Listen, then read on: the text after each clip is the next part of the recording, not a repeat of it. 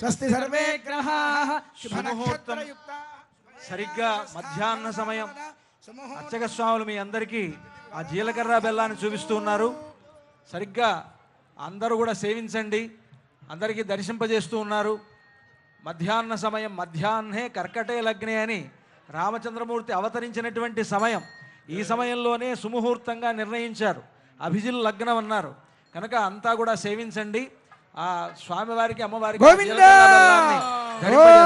ధ్రువంతే రాజా వరుణో ధ్రువందేవో బృహస్పతిః ధ్రువంత ఇంద్రశ్చాగ్నిశ్చ రాష్ట్రం ధారయతాం ధ్రువం అయం ముహూర్తః సుముహూర్తోస్తి భవంతో మహాంతో. రాజా రామచంద్ర భగవాన్ की, सीतामाई की, लक्ष्मण स्वामी की, पवन सुत हनुमान की, भद्राद्रि राम गोविंदा,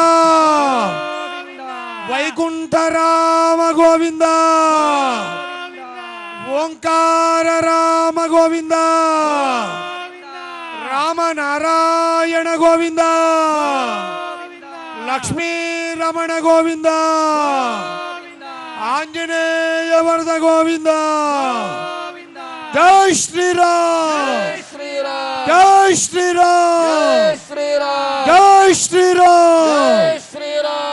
సుముహూర్తం అయిన తర్వాత ఇంకా మాంగళ్య పూజ, మాంగళ్య ధారణ, మాంగళ్య ధారణ అయిన తర్వాత వారణమాయిరం అని ఆ వేడుక, ఆ తర్వాత తలంబరాల వేడుక, ఇవన్నీ ఉన్నాయి.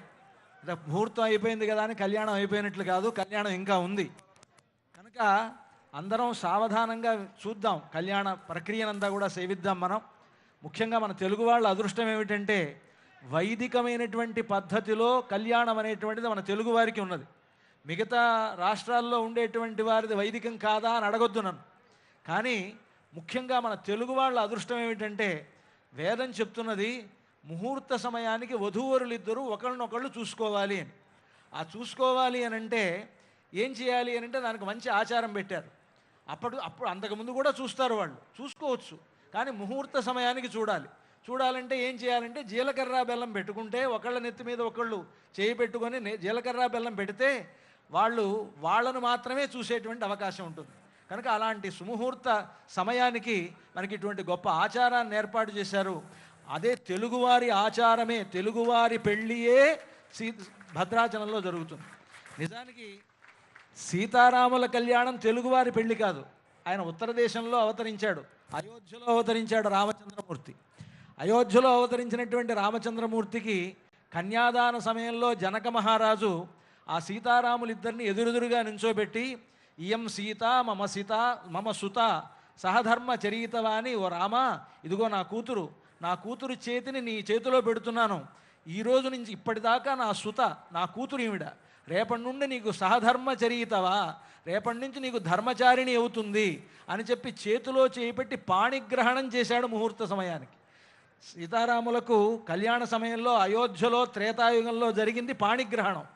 కానీ భద్రాచలంలో మాత్రం వారిద్దరూ ఒకరినొకరు చూసుకునేటువంటి చూపులు కలిసిన శుభవేళ. అటువంటి గొప్ప ఆచారం మనకి భద్రాచలంలో ఉంది. తెలుగువారి కళ్యాణ ముహూర్తాన్ని మనం ఇక్కడ జరుపుకున్నాం. ఇది గొప్ప విశేషం అన్నమాట. దాదాపుగా మీకు తిరుమలలో వెళ్తే తిరుమలలో ముహూర్త సమయానికి అక్కడ మాంగళ్య ధారణ చేస్తారు, ఉత్తర దేశంలో పాణిగ్రహణం చేస్తారు.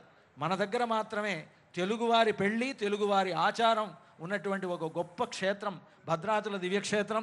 వెంటనే ఇప్పుడు అయితే అలా అని మాంగళ్య ధారణ కూడా ఉంటుంది. మాంగళ్య పూజా కార్యక్రమాన్ని అర్చక స్వాములు నిర్వర్తిస్తారు.